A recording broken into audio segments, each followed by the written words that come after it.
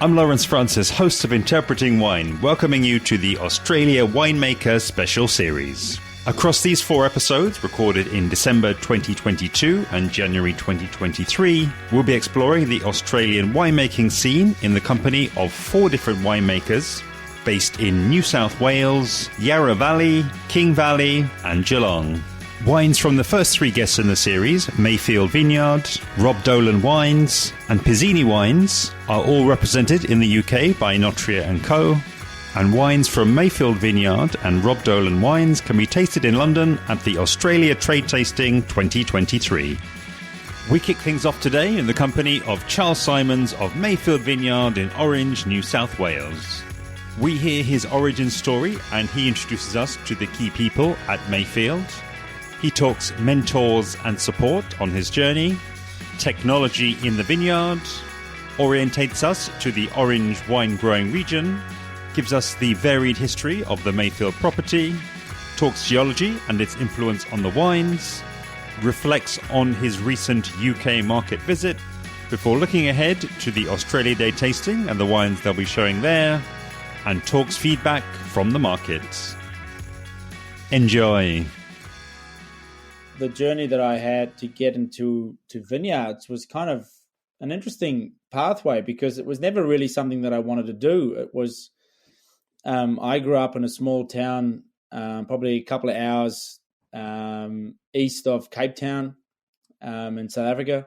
Grew up in a town that's very much broadacre farming, wheat, barley, sheep, cattle, and was really interested in farming, but broadacre farming, not viticulture. And then when I went to university and kind of got into, one of my subjects was viticulture, and then fell in love with the concept of wine. I mean, obviously at university we all have a drink, and you kind of thought this is a cool thing to be part of. I can actually work in an industry where I can make my own booze, and not have to pay for it, so which was good. But it kind of, and then the journey really for me started. I started working in South Africa before going to the US, and worked in California for a year in a winery to learn about winemaking. While there, got a position in New Zealand, and went to NZ to work for Craigie Range in 2001, 2002. Then went to Germany for a vintage, and then went back to New Zealand and stayed with Craigie Range for 12 and a half years. And that's really how, for me, my love for wine and vineyards really started. And then, came across to Australia in 2012, really thanks to a great winery in Orange called Philip Shaw, who gave me the opportunity to come look after his vineyards, which was a great experience for me to come work in Australia. Obviously, it's the country that a lot of vineyards and viticulturists and winemakers love to come and visit and work in. And for me to get the opportunity to come across and do that was great. Fell in love with Orange. Moved back to New Zealand, then moved back to Australia in 2015, and then started really settling down. This is where I want to be. And then, as luck would have it, met my business partner, John Eastham, who purchased Mayfield in February 2021. Just met him by luck on a golf course. We had a chat, said to him that I'm happy to come and give him a couple of tips and advice and pointers. And long story short, I met him one day for a coffee, and he said, I want you to come work with me and do it with me and become an investor and joint partner. And it was a great opportunity for me to do something that, I've always had a great passion for, and to do my own kind of my own. When I say my wine, it's our wine, but I can really make my kind of style and how I want to grow my grapes. And I'm surrounded by a great team. I mean, look, for us at Mayfield, we're a very small team. Team-wise, I've got one vineyard manager, Matt, who's an incredible guy. He's been there since Mayfield was planted in 98, 99. So he's been there from day dot. So he knows the vineyard really well from an infrastructure point of view. He's just a great guy, bloody hard worker. Just awesome to be around. And then myself and the vineyard, and then I've got contract staff that comes and helps us.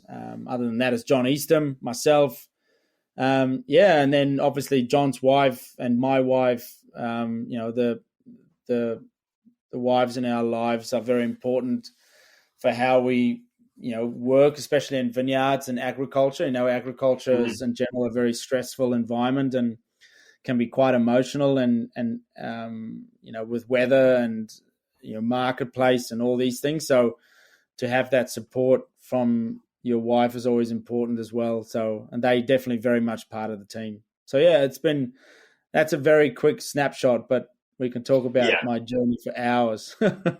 I'm sure, and we'll broaden that out as well, and I guess as well, maybe just a few words about the winemaker, and maybe as well that dynamic, really, because exactly, man. That's a good point. I mean, I forgot to mention Drew. I mean, Drew Tuckwell. I met Drew when I came to Orange. Oh, it was pretty much in 2012. And always liked him. He's a nice guy, honest as they come, which is very important for a winemaker to be when you use him as a consultant, not a consultant winemaker, because you need. There's a fair bit of trust involved, because you got to trust them that they know what they do and they know what you want. And I had the opportunity to work for Printhy Wines in Orange for probably about, I think just over or just shy of 4 years, with Drew very much. And so when I got the opportunity to come across to Mayfield, for me it was a no-brainer. I was always going to use Drew as my winemaker. I approached the team there, and they were very happy to take us on. Drew's background is very much, he studied graphic design. Fell in love with wine, worked in a fair bit of wine shops, then went and studied winemaking, worked in some of the most amazing wineries in Italy, France, particularly Champagne and Barolo, which clearly is what his biggest love is. But, he's a great person, great palate, amazing wine judge. I can't ask for a better winemaker to make the style of wines that we want.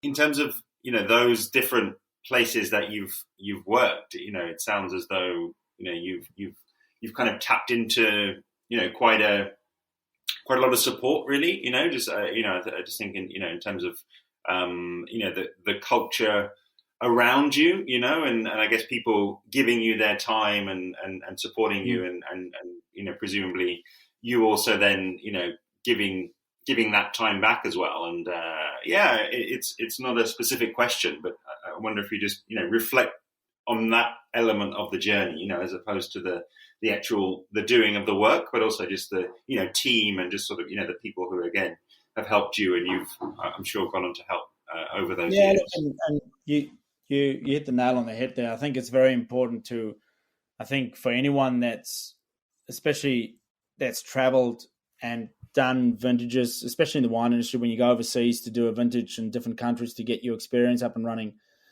It's not often you get an opportunity to do a vintage and actually in the vineyard. Most of that kind of style of work is within vineyard wineries. So I think it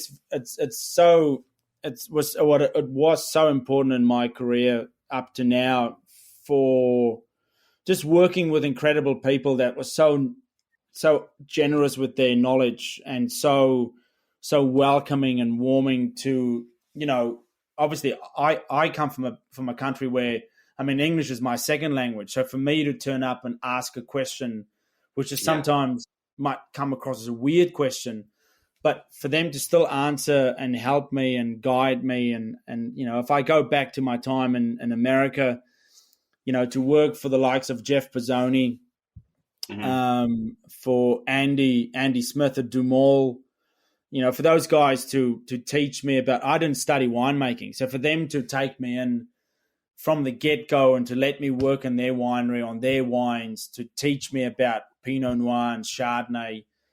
Andy got me the role in New Zealand at Craggy Range, so then when I got to Craggy, the way the late Duck Weiser and the late Adrian Baker both of them kind of shaped my whole look on not just wines now, but the bigger picture in vineyards and what you need to do and do things better.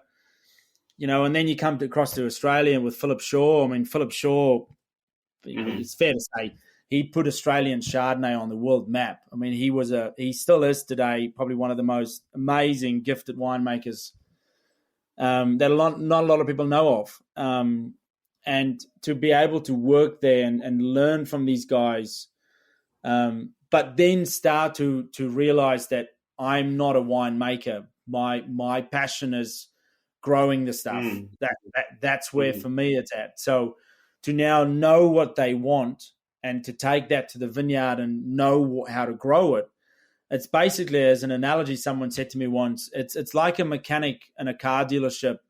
And not that I'm an apprentice, but if you look at the winemaker's the main mechanic, and he's under the car fixing something, and he sticks his hand out from under the car, whoever's there to help him should know exactly what tool he needs to be able to fix it without talking. And I think that's where myself and Drew now, our relationship is, I know what he knows what I want, and I know what to give him to make what I want. So it's very easy. But that comes from people that was just generous in helping me. It's gives you that confidence. Yeah, amazing. And again, just to kind of maybe just fill out that point, and it was just something that you mentioned in our kind of pre-chat. Really, you brought in technology, which I think kind of came in a couple of times. Through that pre-work, and just curious, is that how did that sort of show up in those relationships, I guess, and that journey? Look, I think technology has always been something that I've been, and I really got into it when I was in New Zealand, because the New Zealand way of grape growing was always very much using technology to work smarter, not harder. And it was kind of something that it's quite primitive in vineyards. It's not as advanced as what it is in broadacre farming, because obviously we've got a lot more obstacles in the way than on an open paddock. But to get technology for me in the vineyard was always something that I was interested in. And probably the point that you're leaning towards now is what we're currently using on our vineyards is using devices to monitor, not just for water potential. So obviously water is the biggest risk to mankind is water and not having enough water. And so us as a farming community need to be more proactive on how we irrigate. And to irrigate more and not waste water, we use a device called the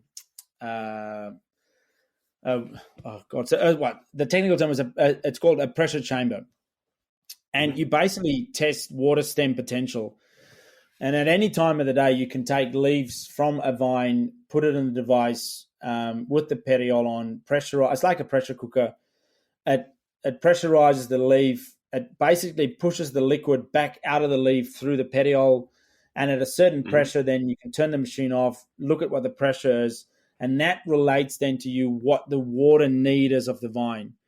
So instead of us as humans saying, it was 30 degrees today, I better irrigate, the vine doesn't need water. There's certain things that it'll tell you to do. And certainly then all on top of that with disease monitoring, I met these bunch of guys probably 2-3 years ago now, and I thought they were crazy. And they came to this idea that they wanted to do regarding just taking air samples to test for pathogens and spores. And I thought they were mad.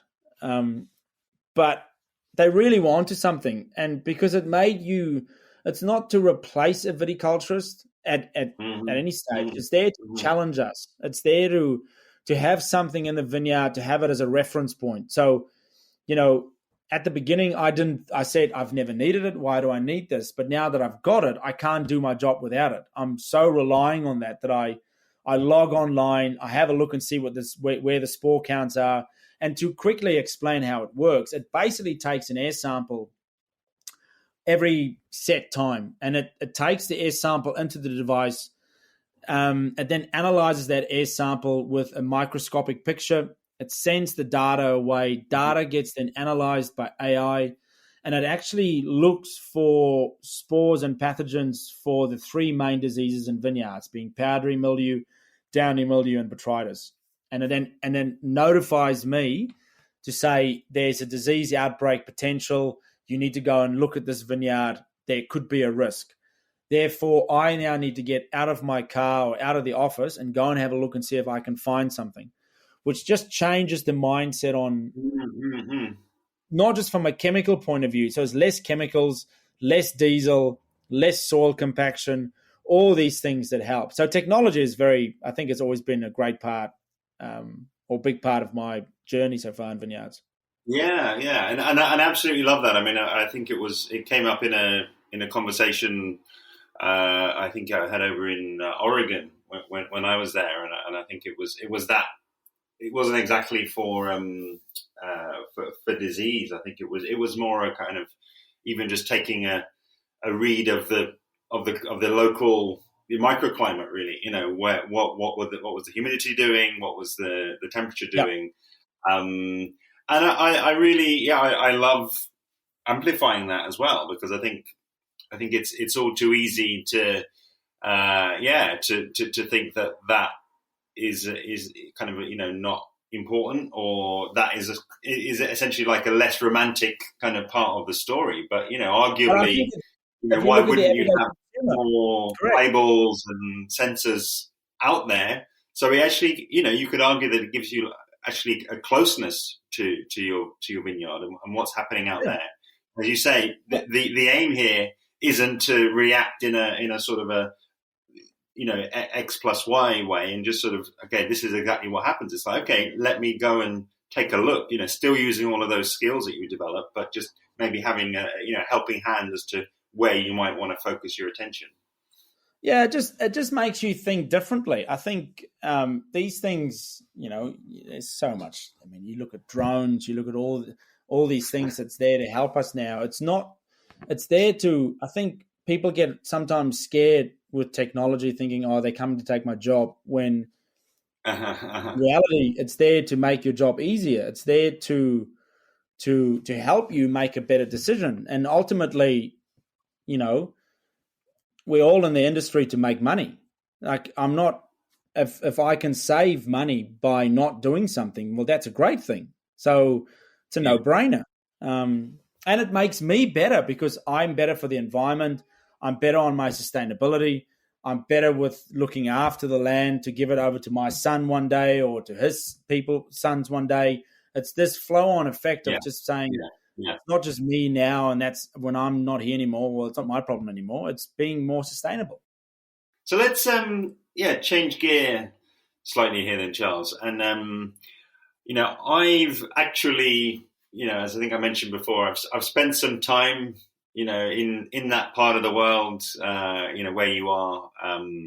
You know, me personally, back in 2012, you know, spending some time around Mudgee area, and which actually kind of predated my love of wine and you know, my you know, real interest and the growth of my interest in wine. So I think that would be really cool for me to kind of get a snapshot of, you know, really what it's like there out in your vineyards. And, you know, and I think, you know, bringing in that idea of, I think you've got new plantings coming on, just, you know, giving us a sense of the scale, but also that kind of, okay, when you're maybe out there looking at what's going on, you know, what is actually around you, what is that kind of wider scene? Yeah, so as you mentioned with Mudgee, we're obviously not very far. If you look at the distance from Sydney to Mudgee, we're the same distance as what it is. So when you drive to Mudgee or to Orange, the same distance. What makes Orange unique is the elevation. We are the highest grape growing region in Australia, so which sets us kind of apart from the mainstream areas like the Hunter Valley, Mudgee. You know, if we go down to South Australia, Western Australia, they're all different styles. Orange kind of is defined by its elevation, and we are defined by a GI of at a certain elevation. So you've got to be above 650 meters above sea level to be classed as orange. Mayfield Vineyard. We vary in elevation. So if you stood at my cellar door tonight, which is a beautiful night, beautiful sunset, which is typical for this time of year. It's not too hot though. It's just beautiful at the moment. You'll see a lot of hills and very much difference in elevations and different little microclimates. The average elevation of my vineyard is probably sitting at about 900 meters above sea level. And that varies. So I've got Riesling sitting at 924 meters above sea level. I've got to go across literally, I mean, it's 10 meters. You go across to the Cabernet. That goes up to about 930. But then if you go down to my Sauvignon Blanc, that sits at about just shy of 800. So it's a big difference within a site, which is fun to play with because it gives me different flavor profiles, different microclimates, different, and the varieties are planted in the areas of the vineyard where they do really well. Sauvignon Blanc won't do really well at 924 meters because it'll just be too cold for it, where Riesling does really well. The vineyard, certainly hectares-wise, we're looking at the moment of established vines currently in production. We're sitting at about 20 hectares. We've just redeveloped another bit of land and actually finished it today, planting the last of our Chardonnay vines. So we've now got an extra, it's roughly about 7 odd hectares of Pinot Noir and another hectare of Chardonnay and a hectare of Pinot Gris. Those are varieties that's very important for me. I mean, I love Chardonnay and Pinot Noir. These plantings give me more clonal diversity. So I've now planted clones that I can really play with from a blending perspective. And I obviously stick to Burgundy. So most of my vineyard is Burgundian clones. I do have Cabernet Sauvignon and I do have Sauvignon Blanc and I do have Riesling. I didn't plant these. Obviously, they were part of the vineyard, but they do really well. The Riesling and Sauvignon Blanc in particular, which we'll talk about probably later on the wine side, is doing really well in the UK. But if I develop the vineyard, I stick to that Burgundian style clones. But it's a beautiful property. It's one of those things when you turn up and you look at it, you're like, wow, how lucky am I every morning to turn up here and call this work? But yeah, and it's interesting you're saying there about the kind of the cool evenings, because I was out there November to March, and it was, I got to say, it was I think that was probably the hottest I've ever been. When it got into January, it was absolutely brutal. Yeah, we had quite a lot of westerly winds coming across. Mudgee gets very hot because Mudgee is in such a hollow. Mudgee's a lot like Canberra. It sits in this bowl and the heat just sits there and the heat can't disappear, where Orange is the opposite. We sit on top of a mountain, and even though we get hot daytime, nighttime it's kind of a cool breeze because the heat just disappears and the cool air comes in. Don't get me wrong, it will get hot here, but not nearly as hot as Mudgee or those areas.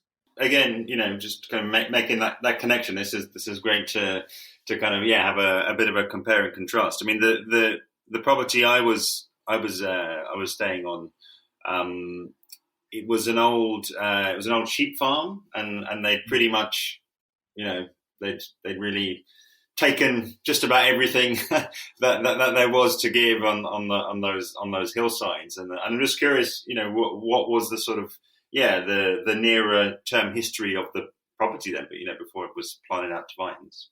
Yeah, so Mayfield is interesting because I didn't know this till I obviously started there as the general manager and director. That Mayfield dates back to probably the key parts for New South Wales back in the 1813. When a lot of the Sydney Basin was full of people that arrived by boat from the UK, get their new settlement, get their new dream and the new life up and running. There was this big unknown on the other side of the Blue Mountains. And these three guys that came across the mountains, Lawson, Blaxland, and Wentworth, that carved this pathway through the mountains to get across into to open up New South Wales. And Mayfield was where Wentworth farmed for in the beginning. And the farm really, which is now Mayfield Vineyard, was very influential back in the day because it was grazing country. It was for sheep, cattle, horses. It went through a few changes of ownership, again, of people that were so influential in not just Orange's history, but New South Wales. I mean, Thomas Isley bought the property from Wentworth, and he really understood the concept of breeding animals. And the road subsequently out to our vineyard is named after him, Isley Road. It went then through hands of the first gold that was discovered here in Orange at Ophir. It was the first payable gold as well. So we think it's the first gold that was enough to actually buy something with, which Mayfield was bought with. So, which is a cool little part to say that I think we're the first property that was purchased by gold. And then it went to the Crawfords, which is the connection really back to England again. The Crawfords from Scotland, the Crawford brothers, who were the large cookie manufacturers back in Scotland, they immigrated to Orange. They bought the Suffolk sheep across. This is where Suffolk sheep was first introduced to the Australian agriculture farming. And then vineyards was planted in 98, 99. So it's got this history of farming to now vineyards, but it was always called Mayfield. So Mayfield became Mayfield Vineyard in 98, 99. So it has always had this historical agricultural history attached to it, and for us now to be the custodians of Mayfield is pretty cool to know that we're now the next chapter in the history of what's happening at Mayfield. Yeah, no, incredible. And I think that actually then does, all flow very, very nicely. I asked you to give a bit of a snapshot around the geology, because I think that really is the influence that kind of comes out and goes through into what you're then growing out into the very much. I mean, our geology is based around Mount Canobolas. So Mount Canobolas in Orange is an extinct volcano.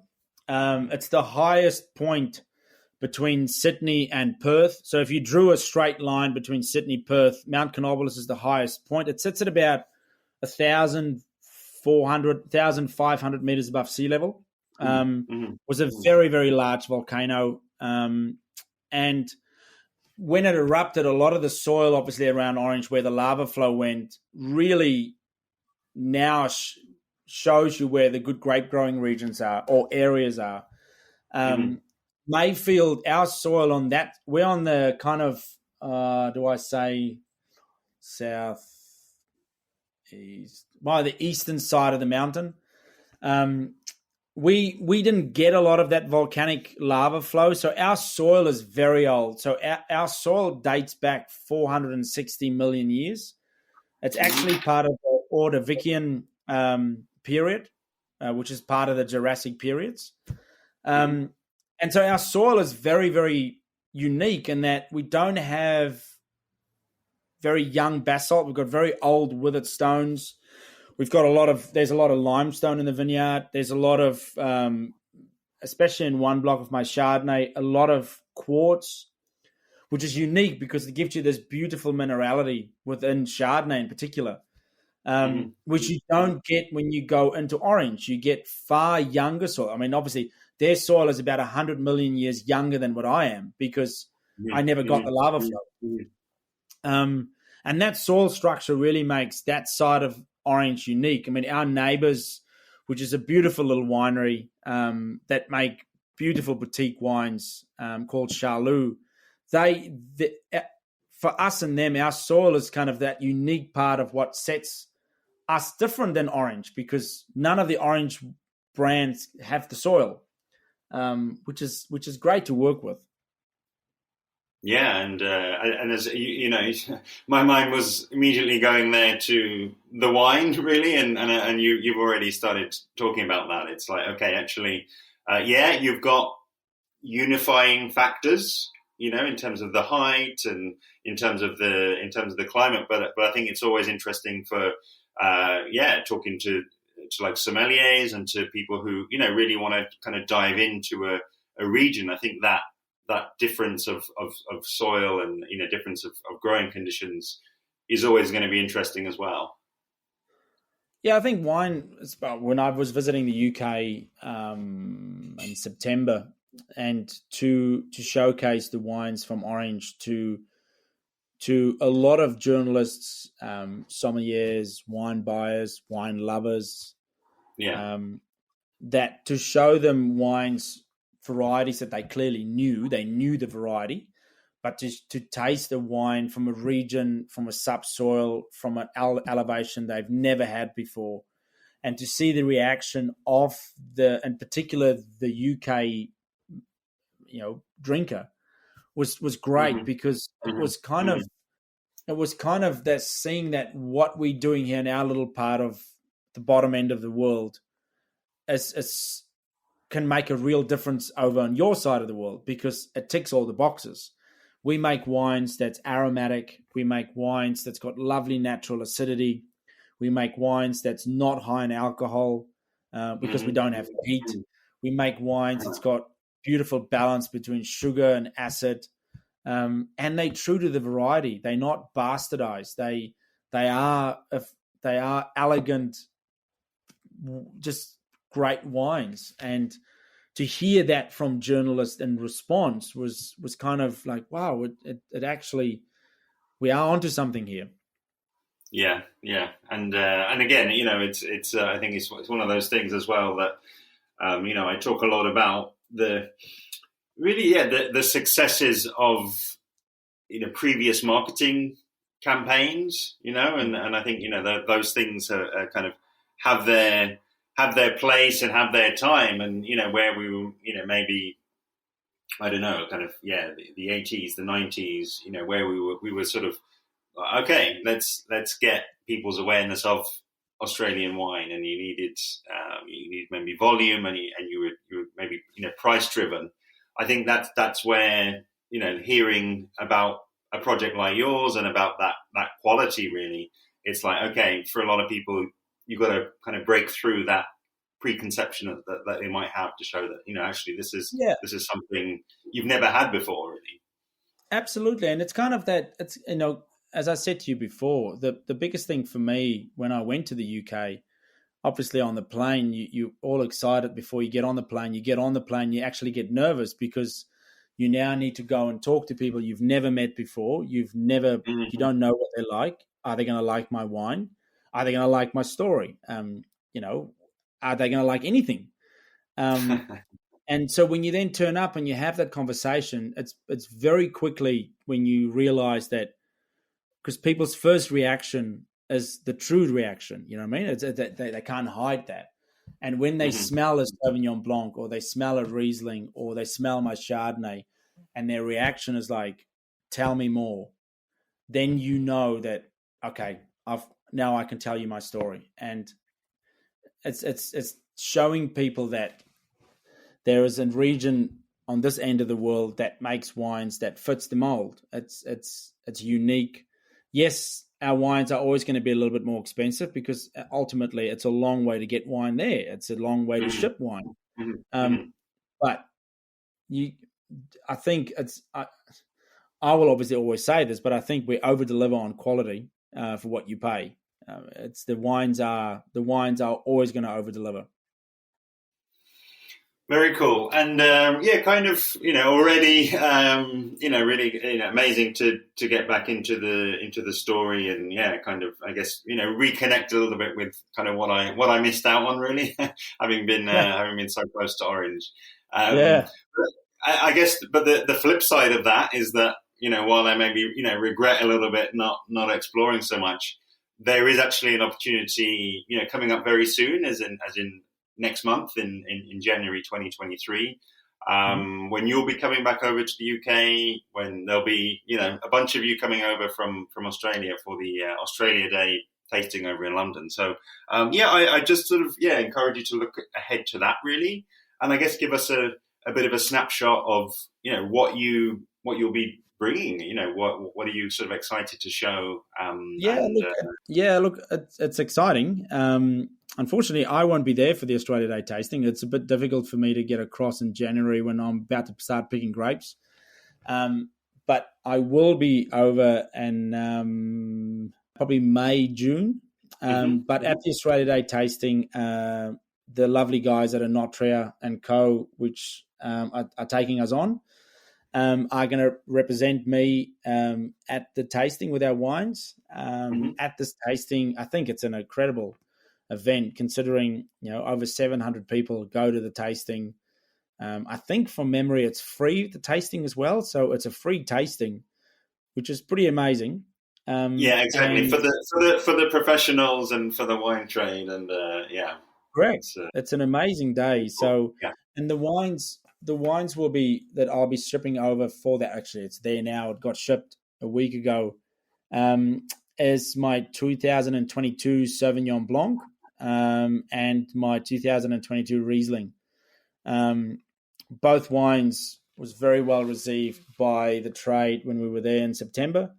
The Sauvignon Blanc made Matthew Jukes' top 100 or top 100 best Australian wines in the UK.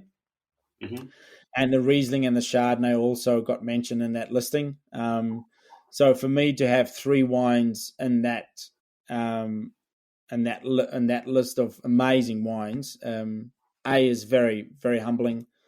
I'm very shocked, to get them in there. And I know that the public and the trade, once they taste the wines, will realise that it's not all about Marlborough, New Zealand. Yeah, and I think in closing, I mean, it's something that it's not just from this conversation. Actually, it's from other the past years really of speaking with winemakers and going on press trips and seeing where people are making wine and where they're selling, and I think that the word that kind of comes to mind is feedback, because you started talking about it there in terms of the feedback you got on the ground over in London. And I'm curious, what is the most sort of helpful way for you to get feedback, from something like that tasting next month, and maybe people who are listening now, is there a sort of, if you like, sort of a structure that you want feedback? Is it just that first reaction in a word? What is it that you kind of looking for really? What's going to be the most helpful feedback? I think any person that sells anything, whether you sell a car, a loaf of bread, or a bottle of wine, the best feedback is having sales. Actually seeing the product being sold. Like that would be the tick of approval that it worked. People love the wine. But from a feedback point of view, to be honest, I think, I like hearing feedback from, even when I'm here in the domestic market, the consumer is ultimately the one that buy the wine. They're the ones that work hard for their dollar and decide to buy my bottle of wine with their cash. If they come back to me saying, I really like that wine, I really like your 2022 wine or 2021 wine, to kind of see why did you like that, and then kind of learn from, is there a trend that people like a certain style of wine more, so you can change how you do certain things. But feedback is important, whether it's from in my instance now in the UK, will be from the distributor. I'm sure Notria will be the ones that communicate with me on certain things, certain trends, certain styles. But hey, if people want to email me and say a certain thing about a certain wine, I'm more than happy to reply to that email saying, thank you very much. I appreciate it. But feedback is important, because otherwise you become arrogant and you get a little bit cocky, I think. Just really in closing, and invite you to give the listeners, your coordinates, in terms of website and social media handles, where they can kind of find more. Look, I think the biggest thing is for us is we're obviously based in Orange, New South Wales. Our website, mayfieldvineyard.com. There's a fair bit we've just launched a new website now, so it's a lot more streamlined and better than the old one, believe me. But it gives you a kind of an insight on what we do, who we are, what we're trying to achieve from our little parcel of land. Instagram, we're at mayfield.vineyard. I try and do a lot of social media content on there. I think social media there is a lot of pros and cons for it. A lot of people, misuse social media, I think, personally, and especially in this day and age. But I try and do as much content as I can video-wise to keep the followers and people that love our wines engaged, what we do, updates in vineyard, real-time videos, live feeds at certain key stages, just to give them an insight of what's coming. It's so easy to put something on there and they can feel part of the brand, feel part of the story, and happy to ship wines to wherever in the world people are listening to, whether it's in London, Europe, North Pole, South Pole. I'm happy to send anyone anywhere. A huge thanks to Charles Simons at Mayfield Vineyard for getting the series off to a cracking start. If you do get to try these wines at the Australia Day tasting with the team from Enotria & Co., do let them know you heard this episode of the podcast. Also, please help to amplify this episode and the series by sharing the direct link, which is interpretingwine.com/484. And you can find links to all episodes from the series in the description below. Next time on the Interpreting Wine Australia Winemaker Special series in episode 485, I'll be speaking with Mel Brotman MW of Rob Dolan Wines.